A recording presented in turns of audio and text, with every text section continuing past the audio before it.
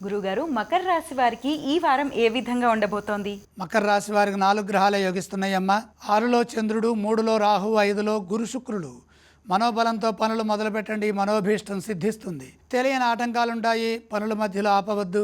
ఆత్మవిశ్వాసంతో నమ్మకంగా పనిచేయండి, విజయం లభిస్తుంది. ఏ విషయాన్ని లోతుగా ఆలోచించవద్దు, దేనికి వెనకడుగు వేయద్దు, అలాగని తొందరవద్దు.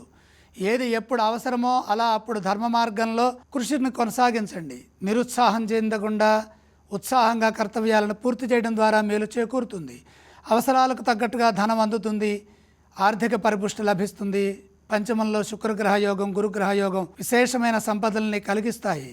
భవిష్యత్తు చాలా బాగుంటుంది. భవిష్యత్తుకు తగ్గట్టుగా ధనాన్ని వృద్ధి చేయండి.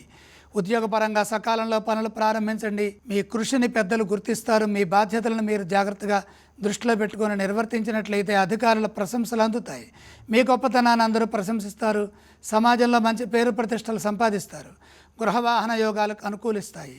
వ్యాపార పరంగా జాగ్రత్తలు తీసుకోండి. వివాదాలకు తావివ్వకుండా సౌమ్యంగా ముందుకు సాగండి. గురుగారు, మకర రాశి వారు ఏ స్తోత్రాన్ని పఠించాలి?